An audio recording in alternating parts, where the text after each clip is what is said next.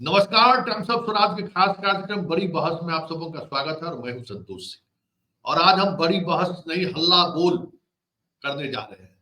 और वो भी हल्ला बोल इस देश के लाखों ऐसे प्रतिभावान छात्रों को जगाने के लिए जिनके भविष्य के साथ सरकार खिलवाड़ कर रही है।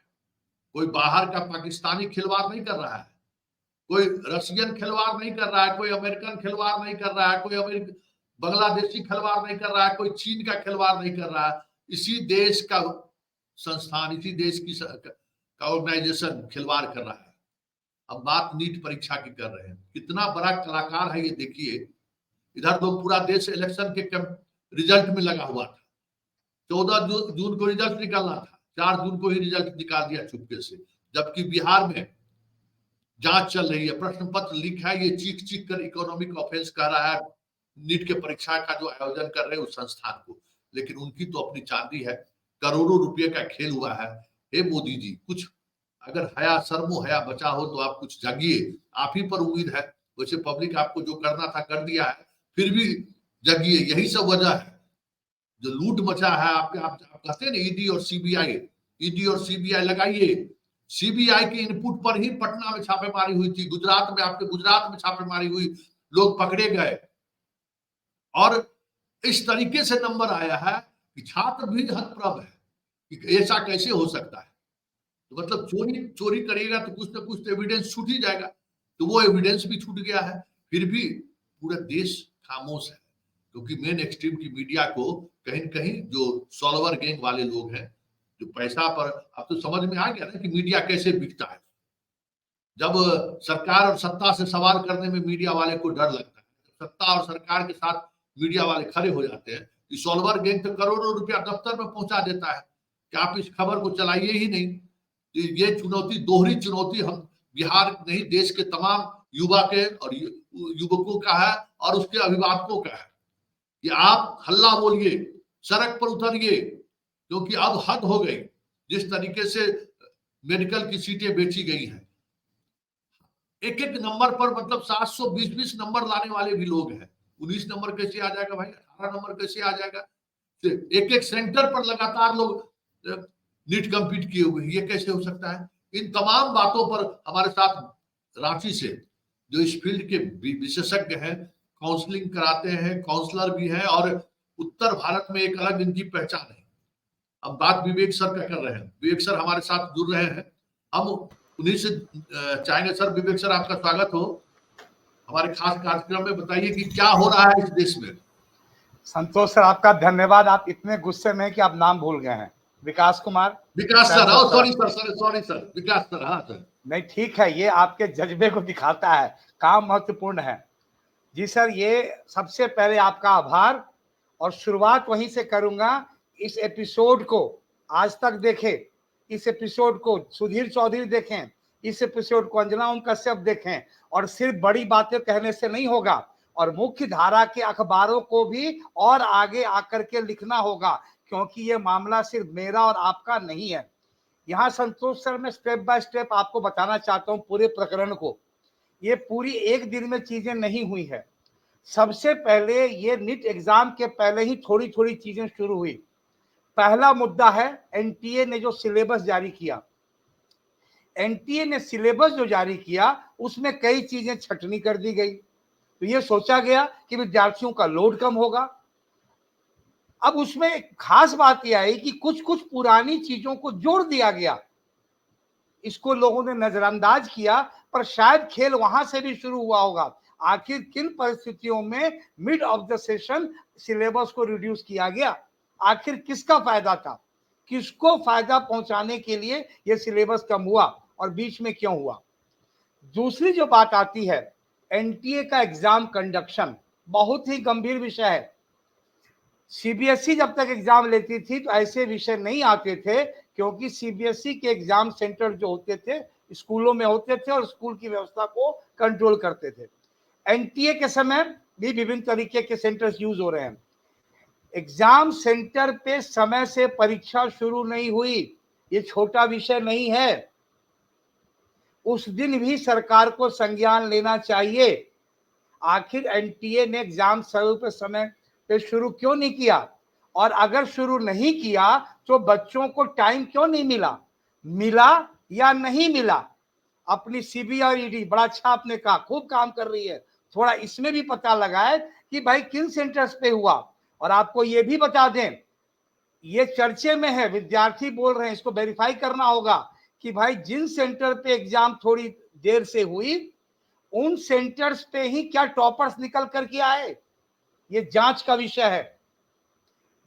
उसके बाद आता है एनटीए पेपर लीक, कड़ियों को जोड़ दे, सिलेबस में बदलाव, एग्जाम सेंटर पे चीजें, एग्जाम टाइम पे क्यों नहीं हुआ। तीसरी पेपर लीक, पेपर लीक एक सुनियोजित तरीके से हुआ है। संतोष सर आप भी फ्रेम में आ जाएंगे तो लगेगा कि साथ साथ चल रहा है, वरना हम खोए हुए महसूस करते हैं। दोनों फ्रेम साथ ले लिया जाए जी। अगली चीज क्या है कि पेपर लीक हुआ। अब ये पेपर लीक, आप स्वयं पटना में हैं, हम लोग रांची में हैं, दैनिक भास्कर ने और सभी अखबारों ने लगातार रिपोर्टिंग की, आपने भी कवर किया, इलेक्शन के कारण आपको समय कम था, आप किए। आखिर जब पेपर लीक हाई कोर्ट में चीजें आती है, फिर इस पे संज्ञान क्यों नहीं लिया गया? और बड़ी बात है, लीक एग्जाम सेंटर से नहीं हुआ है, लीक ट्रांसपोर्टेशन से हुआ है, क्वेश्चंस आने जाने की कड़ी में। आखिर इतने बड़े खुलासे के बाद एनटीए की क्या प्रतिबद्धता है? एनटीए शांत है। पब्लिक का सवाल यह है कि आखिर बड़े चैनल्स की क्या मजबूरी है कि आप उस पे एपिसोड नहीं कर रहे हैं। चलिए अब तो मोदी जी का रिजल्ट भी आ गया, सरकार भी कर गई, हम लोग भी उन्हीं के सपोर्टर हैं, लेकिन समाधान उन्हीं को देना पड़ेगा ना। शिक्षा मंत्री मौन है। अब आते हैं रिजल्ट रिलीज पे, ये संतोष जी बड़ा इंटरेस्टिंग है। आज तक के इतिहास में कभी ऐसा नहीं हुआ कि रिजल्ट का जो डेट चुना गया उसके पहले आया। आपने प्रारंभ में ही ओपनर बहुत शानदार दिया। 14 जून का रिजल्ट, आखिर क्या मजबूरी थी कि 4 को आया? आज तक कभी जेई मेंस एडवांस के रिजल्ट के पहले भी ये रिजल्ट नहीं आता है। जेई एडवांस का रिजल्ट सर फिक्स है सेकेंड संडे ऑफ जून, अभी तक 10 सालों से, और उसके बाद ये आता था। तो आखिर कुछ तो मजबूरी होगी। उसके पहले एक और इंटरेस्टिंग चीज को समझा जाए, जब भी ये परीक्षा होती है रिजल्ट के पहले आंसर की रिलीज होता है, उसको बच्चे चैलेंज करते हैं, फिर उसके बाद फाइनल आंसर की होता है, फिर रैंक बदलता है। तो 24 घंटे के अंदर 3 तारीख को ही आंसर की रिलीज हुआ, और आनंद फानन में 24 घंटे के अंदर 4 तारीख को 4 साढ़े 4 के आसपास रिजल्ट रिलीज कर दिया गया। क्या ये साजिश का हिस्सा था कि भाई पता है कि आज तो टीवी में जगह मिलेगी नहीं, ये पता था कि आज अगले दिन हेडलाइन बनेगी नहीं, ये तो भला हो उन टीचर्स का, अन अकेडमी का, अलग अलग संस्थानों का, जिन लोगों ने मजबूती से मुद्दा उठाया, और आपके जैसे लोगों का जिन्होंने इसे लिया। अभी तक मुख्य धारा की मीडिया चुप है, द लल्लन टॉप के सौरभ द्विवेदी जी ने उठाया है, हम लोग आभारी हैं, 1-2 जगह खबर आ रही है, पर यह मुद्दा बड़ा गंभीर है। अब आते हैं एनटीए रैंक। आप समझिए, जिस रैंक पे विवाद हुआ वो 5 नंबर पे केस है, इसके पहले भी कड़ियां हैं, इस पे थॉरो जांच होनी चाहिए। और आपको मैं अच्छी खबर दे दूं, इस अपडेट तो कर रहे थे हमारे रांची के हाईकोर्ट के एक सीनियर अधिवक्ता श्री अभय मिश्रा सर ने लिखा है कि आप लोग बताएं कि क्या क्या केस है, हाईकोर्ट में फाइल करेंगे। संभवतः आपकी पूरी रिपोर्ट जब आ जाएगी देखेंगे और मुद्दे उनके सामने भी आएंगे, हम लोग बात करेंगे। अब आता है मुद्दा ऑल इंडिया रैंक 1, ठीक है, पानी पी पी कर कोसना इसी को कहते हैं, दम ससर जाता है, जरूरी है।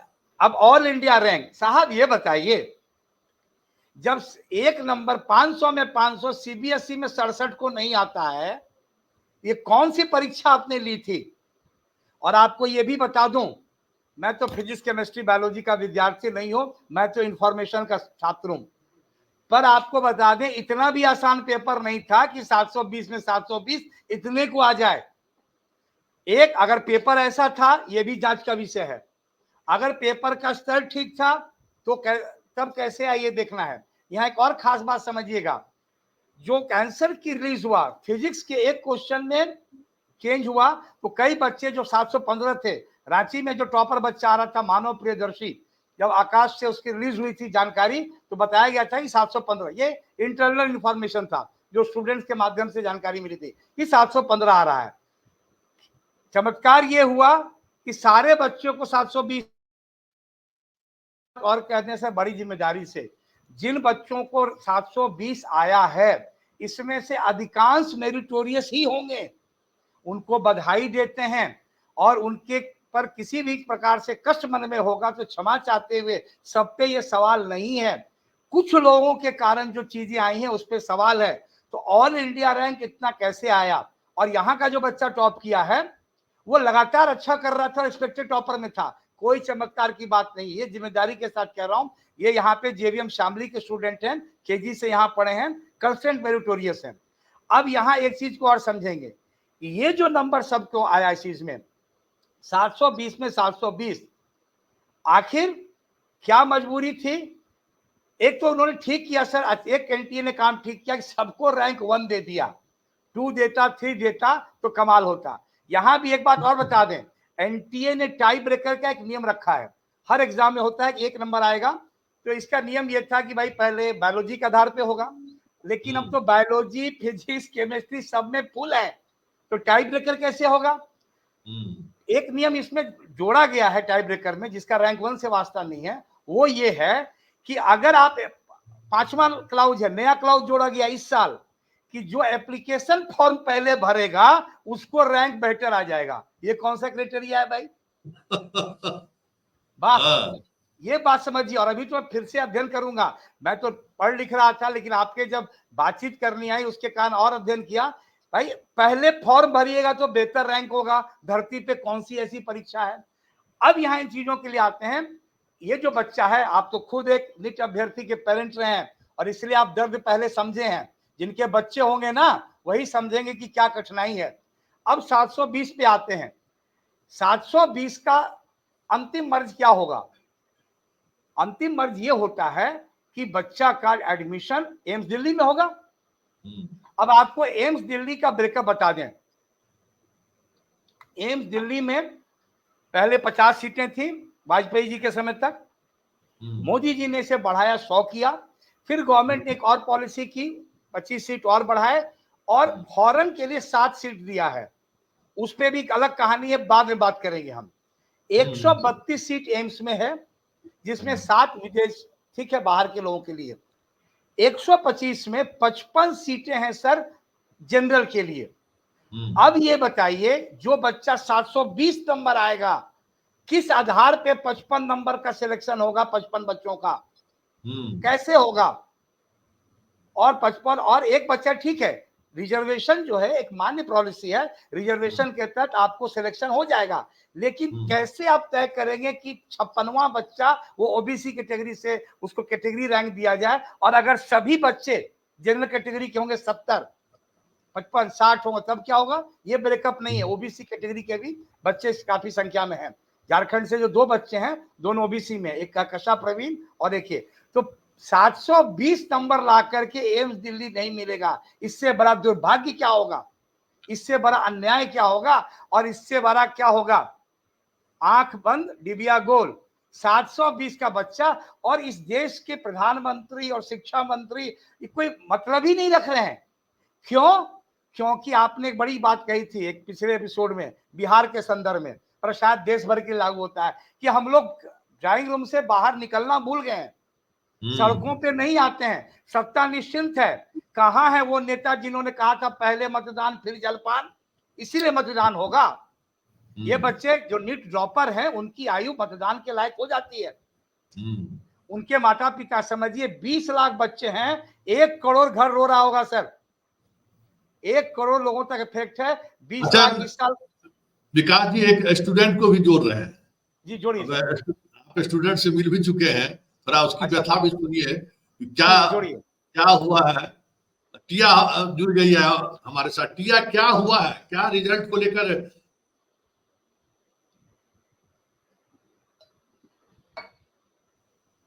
रिजल्ट को तो लेके अभी सभी बच्चों में यही चर्चा हो रही है कि जिन लोगों को 720 में 720 आ चुका है, आप उसको डिवाइड कैसे करिए।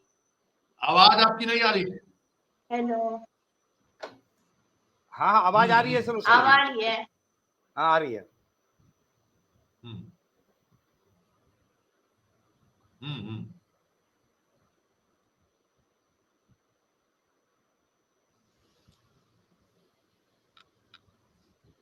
टिया के नेटवर्क में प्रॉब्लम है।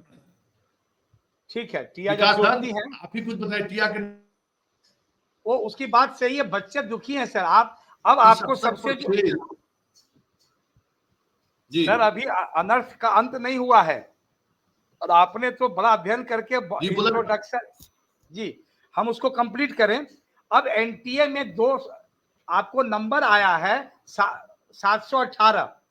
एक सामान्य विज्ञान से भी है कि भाई 180 क्वेश्चन है 4 नंबर वाले, तो एक माइनस भी होगा 715 होगा 20 होगा। अब इसमें बड़ा इंटरेस्टिंग है, टिया जुड़ जाएंगी, मैं रुक जाऊंगा 1 मिनट टिया, इसको मैं कंप्लीट कर देता हूं।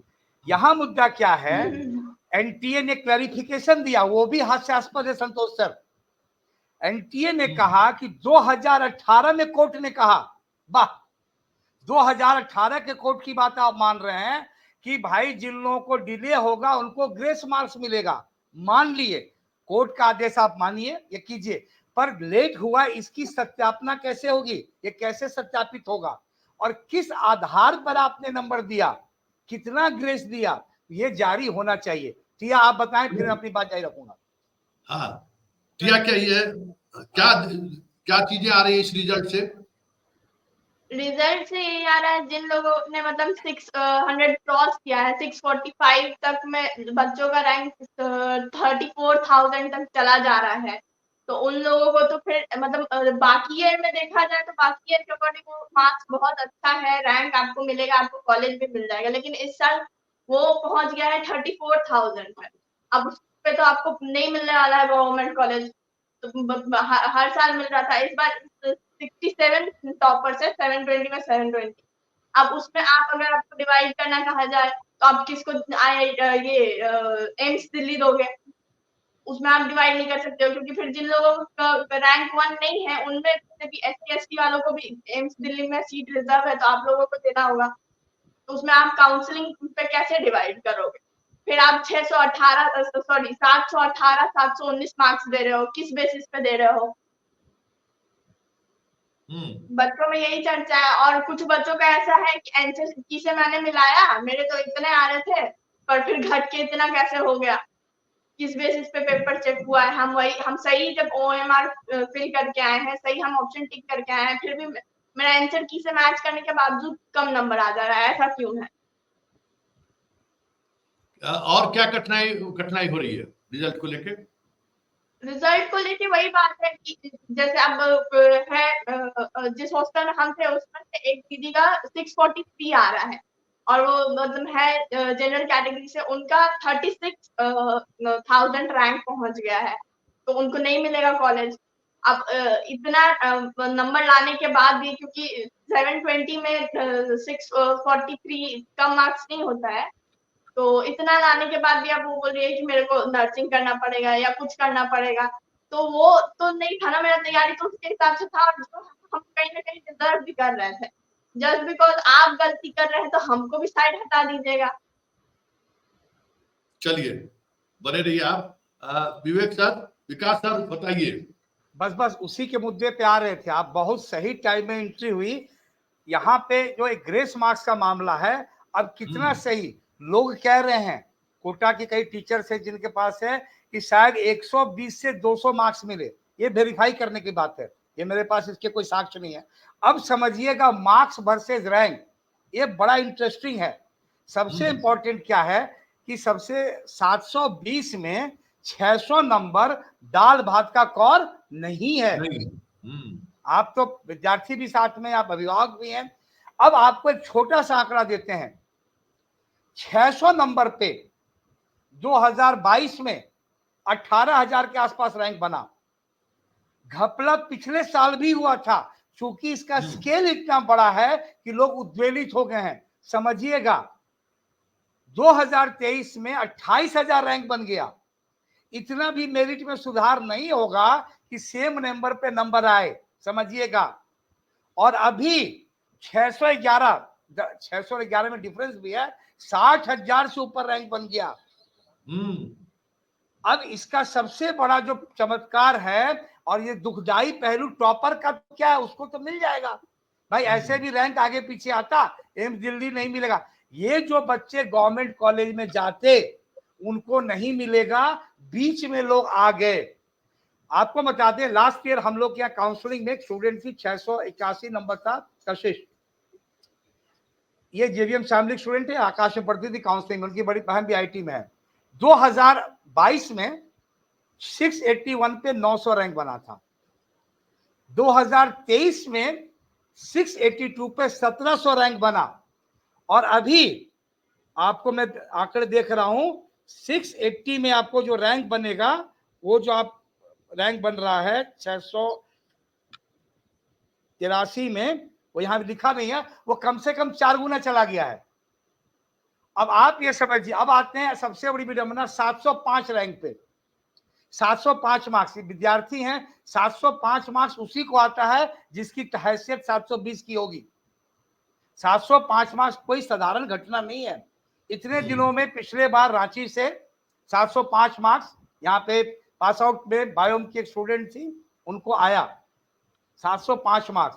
इस बार 705 इतने को आ गए गिन नहीं सकते हैं। अभी तक की जानकारी जो है 542 रैंक भी मिला है 705 पे, वो कितना सही मैंने नहीं देखा है, पर 1200 रैंक बना है 705 नंबर पे। मतलब 705 रैंक पे आप कहां चले जाएंगे, 1000 रैंक से ज्यादा। अब आते हैं 700, तो बड़ा दुखियारी नंबर हो गया है। 700 की तो कोई पूछ ही नहीं है कि कितने बच्चे आ रहे हैं। तो 701 नंबर ला करके, 700 नंबर ला करके बच्चों को टॉप कॉलेजेस नहीं मिल रहा है। और जो बात प्रिया ने कहा कि 650 नंबर वाले बच्चों को भी कॉलेजेस नहीं मिल रही है। यहां मैं आपके एपिसोड में जो दर्शक होंगे, यहाँ झारखंड का आपको मैं बता दूं कि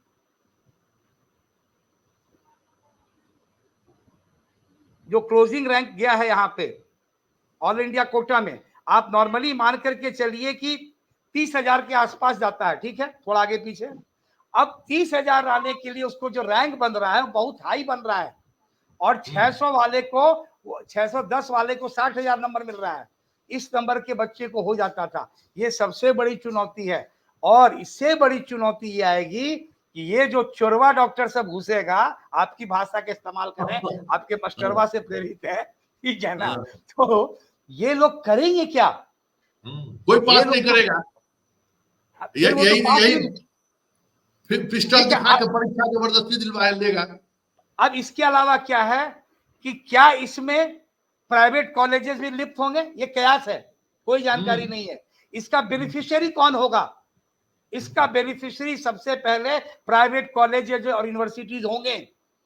उनकी भूमिका की भी जांच की जाए। कोई प्रमाण नहीं है मेरे पास, कोई आरोप भी नहीं है, पर सीबीआई ईडी हमारे पास इतना फ्री रहती है कि हर जिला में जा करके पैसा निकालती है, तो ये भी काम थोड़ा सा हो जाएगा तो अच्छा रहेगा। तो अब इसमें क्या है कि ये जांच का विषय सबसे बड़े कि ये बच्चे जो 600 से ऊपर लाए, उनके साथ अन्याय हुआ है। कई बच्चे सर आप समझ रहे सेकेंड ड्रॉप, थर्ड ड्रॉप कर रहे हैं। 550 में 560-70 के आसपास देखे 70,000 रैंक हो गया है। तो मतलब अब ये विकास जी, तब तो ये आम लोगों के हाथों से बाहर हो गया मेडिकल की पढ़ाई। जो स्टूडेंट मेहनत का जो स्टूडेंट है, अब तो उसके रेंज से ये बाहर हो गया, अब डॉक्टर बन ही नहीं सकता है। सर अभी की जो स्थिति हुई, आप मान करके चलें कि नहीं होगा। आप बच्चे, क्योंकि 600 नंबर आसान नहीं है, और यहाँ तो 650 वाले बच्चे का जो रैंक आ रहा है 651, जस्ट मुझे बात हो रही है, शायद 12,000 18,000 कल एक बच्चे रांची से फोन आया था। आप बताइए 651 में नहीं होगा बच्चे को top medical college of the country, तो क्या होगा? इस पे अब मेरी मांग ये बहुत सीधी सी चीज है कि सर ये नीट रद्द होनी चाहिए। अन्याय इसमें भी होगा। हम लोग की भी कोशिश चाहिए, हल्ला बोल, लोग सड़क पर उतरिए भाई। कब तक सोशल मीडिया पर बैठ के जो है अब बात करते रहिएगा? उतरिए, भक्ति का खत्म हो गया है, जुग अवदास का दूध खत्म हो गया। सवाल कीजिए सवाल। ये जो भक्ति भाव। अच्छा एक चीज बताइए, सीबीएसई से लेके नीट है जो ये परीक्षा कंडक्ट करता है? सर इसको देखिए, ये सरकार का एक बहुत बेहतरीन प्रयास है। पहले क्या होता था, सीबीएसई के अंतर्गत सारी चीजें होती थी। सीबीएसई का मैन पावर वही है जो नीतीश जी का मैन पावर है। सरकारी मास्टर की अपेक्षा स्कूल के मास्टर जो अभी भी वही हैं। पर क्या था, सीबीएसई के पास चूंकि मैन पावर अधीन था। अब एनटीए सरकार ने बनाया, ये बहुत शानदार काम हुआ, सारी परीक्षाएं एक तरफ, पर कहीं न कहीं इसके कारण मोनोपोली भी हो गई कि सभी परीक्षाएं वही कर रही है। अब उसके कारण एनटीए के पदाधिकारी से कोई सवाल आज तक नहीं पूछा। आपसे हम पूछें कि चेयरमैन कौन है, कोई नहीं जान रहा है। चेयरमैन का इंटरव्यू क्यों नहीं हुआ मीडिया में? आखिर जो अच्छा, लोग हमको ये बताए, जेई मेंस का परीक्षा तो जो आईआईटी है वही लेता है, कहाँ एनटीए लेता है? क्या सर? नहीं सर, ये जेई परीक्षा भी जेई मेन भी एनटीए ही ले रहा है। इस अच्छा। और उसमें भी त्रुटि है सर। जेई मेन भी अलग दुख दर्द है। जेई मेन में भी आपको पिछले साल 2 साल पहले 19 परसेंटाइल लाने वाला रांची का बच्चा जेई मेन 2 में 99 परसेंटाइल हो गया। इतना हाँ। डेवलपमेंट पढ़ने से नहीं होता है। तो सारी चीजें ही दांव पे यहाँ हैं। भी गुजराती मॉडल तो नहीं है बॉस? नहीं सर, गुजरात को मैं आक्षेप नहीं करूंगा।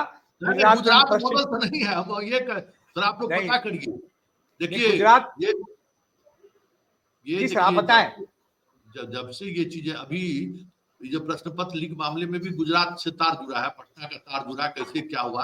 और सबसे बड़ी बात है कि केस चल ऑन गोइंग है। पुलिस कह रही है कि प्रश्न पत्र लीक हुआ है, हमारे पास उसके पास एविडेंस है, कैसे कैसे लीक हुआ, सब कुछ है, लेकिन कोई मानने को तैयार नहीं है। सबसे बड़ी बात है कि मानने को, और कोर्ट महोदय को सुनने का समय नहीं है। देखिए, एक साख पर उल्लू थोड़े बैठा हुआ है, यहाँ तो हर साख पर उल्लू बैठा हुआ है। कोर्ट को 12 बजे रात में जज खुलने का समय मिल जाता है बाकी मामले में, लेकिन इस मामले में नीट का मामला इतना महत्वपूर्ण, लाखों बच्चों के भविष्य का सवाल है, कोर्ट के पास वक्त नहीं है। और कोई जज साहब को अगर आपके स्वास्थ्य का भी सवाल है। यही 400 नंबर लाने वाला बच्चा डॉक्टरी करेगा तो पढ़ ही नहीं पाएगा, वो करेगा क्या? यहाँ सर क्या है ना, अक्रॉस द स्टेट का मामला है, ये सॉल्वर गैंग का मामला है। और ये कोई सॉल्वर गैंग सर बाहर से नहीं आता है, एनटीए के बिना मिली भगत से नहीं हो सकता ये चीजें।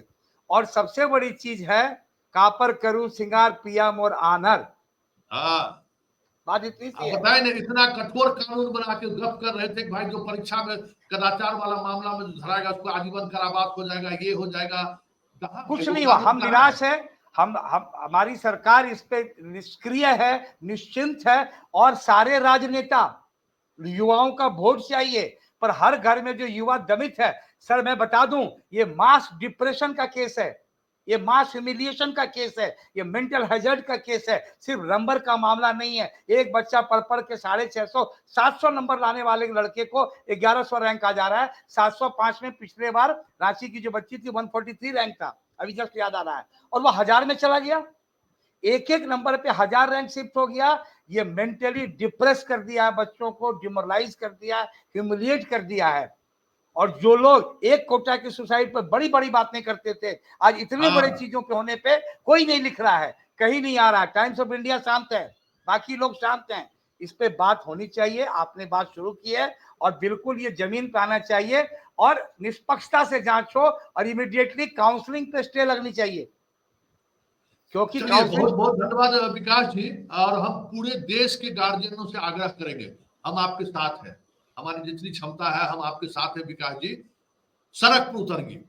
एक पत्रकार के रूप में ये मुझे नहीं कहना चाहिए, लेकिन अब सड़कें सुनी रही तो ये सदन आवारा, सच में आवारा हो गया है।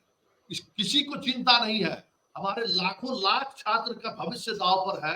अब बताइए, जो 700 नंबर वाकई में पढ़ कर लाया होगा, वो कितनी रातें। सबसे बड़ी बात है सर, मैं जिस बच्चे को 650 आया है ना, उस बच्चे को मैं जान रहा हूं कि 3 साल से क्या मेहनत किया है, और उस बच्चे को कॉलेज नहीं मिलेगा ढंग का, उसे लैंड करना पड़ेगा लोअर कॉलेज में। ये कितना बड़ा अन्याय है, बताइए।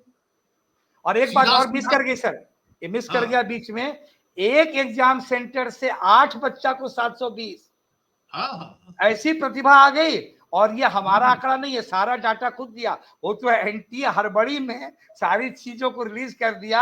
और 100 बच्चों का जो मार्कशीट रिलीज नहीं करता तो हंगामा भी नहीं हो पाता। तो आनंद फानंद। और एक चीज और समझिएगा, जिस तरीके से एक बात लोग कह रहे थे कि भाई एग्जिट पोल लगता है ड्राइंग रूम में बना है, पहले हमें लग रहा है कि नहीं ऐसा कैसे होगा, हम लोग भी 350 वाले थे कि नहीं आएगा कैसे नहीं, पर अब लग गया कि एग्जिट पोल तो ड्राइंग रूम में बना होगा।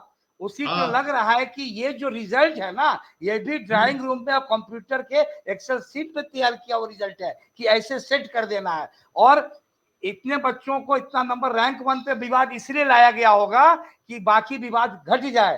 रैंक 1 से ज्यादा बड़ा विवाद ये है कि इतने नंबर पे इतना बड़ा रैंक मिलेगा और गवर्नमेंट कॉलेजेस नहीं मिलेगा उन लोगों को। चलिए सर, बहुत बहुत धन्यवाद सर। धन्यवाद। लगातार विकास जी मुहिम को जारी रखना है, आप लोग बिल्कुल एकदम जारी रख, छोड़ना नहीं है। कहिए ट्विटर और सोशल मीडिया से इस देश के अभिभावकों से हमारा अपील है, ट्विटर और सोशल मीडिया से बाहर निकलिए, प्रधानमंत्री से मिलने का समय मांगिए, चीख चीख कर अखबार के दफ्तर के सामने जाइए, टेलीविजन चैनल, किसके लिए आप कमा रहे हैं भाई पैसा? और भक्ति की जरूरत क्या है? आपके बच्चे का भविष्य दांव पर लग गया, बताइए भाई पढ़ाई क्या होता है? कितने घंटे तक क्या नहीं, बहन की शादी छोड़ा होगा वो बच्चा, भाई का बर्थडे छोड़ा होगा, माँ पिताजी के शादी का एनिवर्सरी छोड़ा होगा, क्या नहीं छोड़ा होगा वो बच्चा। सब कुछ त्याग कर वो घंटों घंटों 12 घंटा 14 घंटा पढ़ाई किया होगा, और उसके साथ इस तरीके की खिलवाड़। विकास जी, ये बहुत ही दुर्भाग्यपूर्ण है। इस देश में प्रतिभा के साथ अगर इस तरीके की खिलवाड़ होगी तो फिर देश होने और नहीं होने का मतलब क्या है भाई? कि हम इस देश का, भाई इस देश के नागरिक है, और इसका क्या मतलब है? हम कुछ तो वसूल बचा होगा, कुछ तो जमीन बची होगी। पूरा सिस्टम जैसे लगता है कि देश मरा हुआ देश है। भाई कम से कम 20 लाख लोग परीक्षा दिए हैं, 20 लाख के घर में, मतलब एक सीधे तौर पर सब लोग प्रभावित हो गए। उन बच्चों का क्या हाल होगा जो 700 नंबर लाकर रो रहा होगा? अभी कहता है हम कहाँ चले गए, 650 नंबर लाके रोड पर आ गया होगा। अरे ये नंबर आसान थोड़ी है, यहाँ तो मैट्रिक फेल लोग बैठे हुए हैं ऊपर नीचे सब जगह, उनको लगता ही है। सबसे बड़ी बात है, देखिए फिर कहेंगे तो आप लोग तो भाई हार्डकोर लोग हैं, देखिए पढ़ा लिखा आदमी को ही समझ में आता है कि पढ़ाई लिखाई का मतलब क्या होता है। आप जब पढ़ाई लिखाई नहीं करिएगा ना, डिग्री ले आइएगा, तो क्या समझ में आएगा कि 12 घंटा 14 घंटा कुर्सी पर बैठने में, रीढ़ में कितना दर्द होता है सो, आंख में कितना दर्द होता है सो, और उस पर बैठे रहने के सारी दुनिया कैसे छूट जाती है, एक कमरा में आप सिमटे रह जाते हैं। ये सारा दर्द तो उसको पता होगा ना जो इस दौर से गुजरा होगा। दुर्भाग्य ये है इस देश में कि जो जहां आजकल बैठे हुए लोग हैं, इतनी ज्यादा चीजें चलनी शुरू हो गई, उनके पास तो पैसा है, पावर है, उनके बच्चे तो जहां चाह रहा है वहां जा रहे हैं। हमारे आपके बच्चे सफर कर रहे हैं। और जान लीजिए इस देश की डेमोक्रेसी में हमें क्या मिला? यही मिला ना कि एक याद कीजिए, द्रोणाचार्य ने एक शिष्य का अंगूठा कटा लिया। आज जितना बहुजन चिंतक है भाषण देते हैं, और आज नीट के रिजल्ट में विकास जी लाखों छात्रों का अंगूठा काट लिया। इस व्यवस्था, इस डेमोक्रेसी में, इस देश के लोगों ने खामोशी देखिए। यही है ये देश। कहां है वो चिंतक? कहां गए, कहां बैठे हुए? हर कोई खामोश है। कहां इसकी खामोशी की वजह क्या है? एक द्रोणाचार्य ने उंगली काटा था ना, आज भी उसका उदाहरण लोग देते हैं, और यहाँ लाखों लाख की उंगली कट गई, पूरा देश खामोश है। चलिए विकास जी, हम लोग लगातार एक ऑब्जर्वेशन और कर दें। आपने बहुत प्रबलता से शिक्षकों का मुद्दा उठाया है। इन सभी शिक्षकों के बच्चे भी एग्जाम देंगे, उनसे अनुरोध करूंगा कि शेयर करें। और लास्ट में एक लाइन, ये जो हुआ है, दामन में न कोई दाग न खंजर में कोई खींच, दामन में न कोई दाग न खंजर में कोई खींच, तू कत्ल करा हो कि करामात करो। चलिए बहुत बहुत धन्यवाद सर, धन्यवाद सर।